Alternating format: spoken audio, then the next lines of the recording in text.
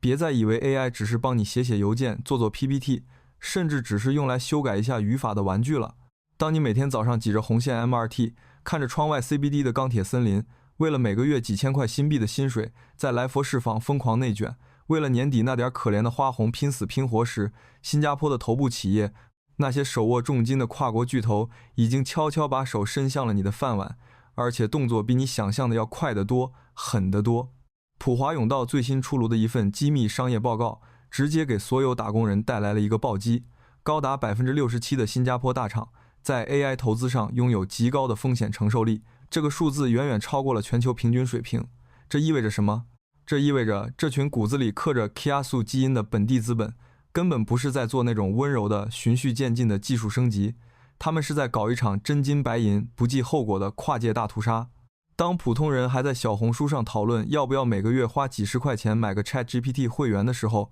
巨头们已经开始用上亿级别的预算，用最顶尖的 AI 模型重塑整个行业的玩法了。今天，狮城社区百事通就带你深度扒一扒本地大厂的 AI 野心到底有多恐怖，他们到底在筹划什么样的大棋。如果你觉得这只是硅谷科技圈的遥远故事，跟你这个朝九晚六的普通白领毫无关系，那你就大错特错了。这场风暴不仅会席卷程序员，更会波及金融、物流、财会、人力资源，甚至传统服务业的每一个角落。现在，弹幕打出你所在的行业和岗位，咱们一起来看看，你的饭碗是不是已经被这波 AI 狂潮给死死盯上了。接下来我要讲的这个底层商业逻辑，可能会彻底颠覆你对未来职场的认知，请务必看到最后。大家最近觉得家里的水电费涨得夸张吗？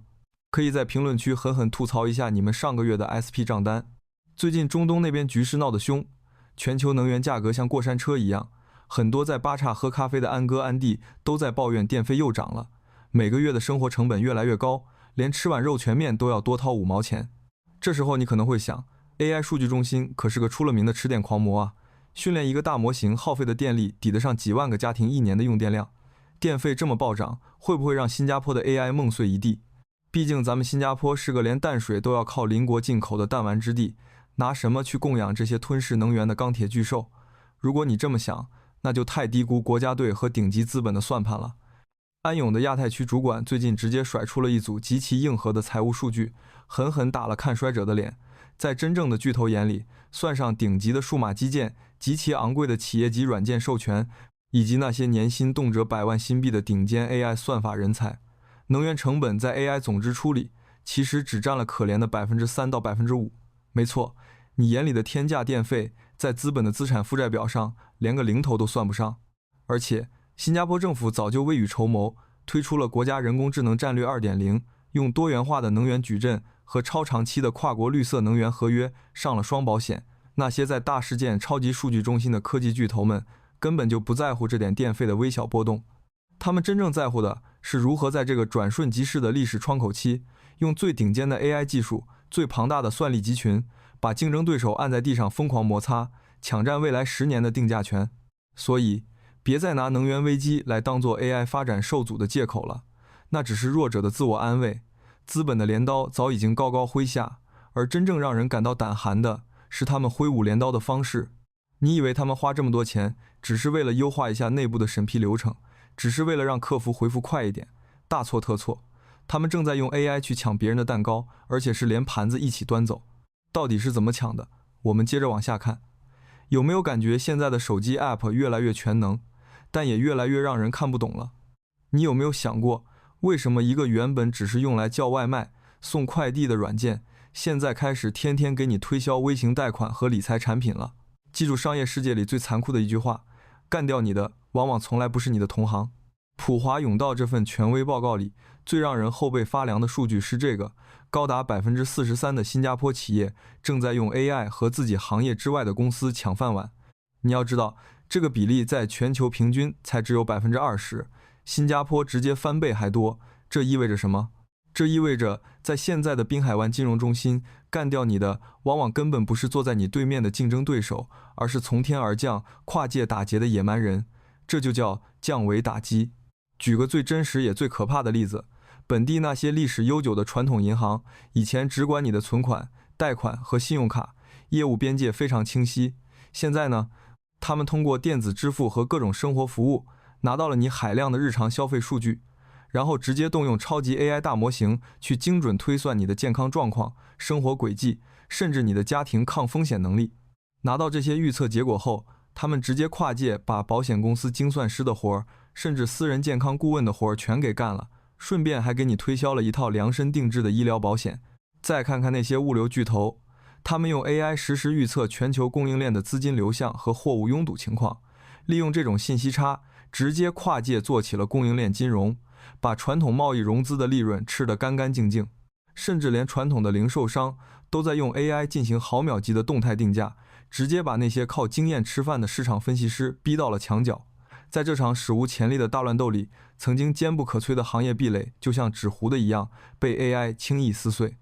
为了打赢这场跨界战争，63%的本地大厂正在疯狂地调动资金储备，重组人力资源架构。这绝对不是在玩过家家，更不是年底为了写进 ESG 财报的表面文章，这是在彻彻底底地重塑整个新加坡的商业版图。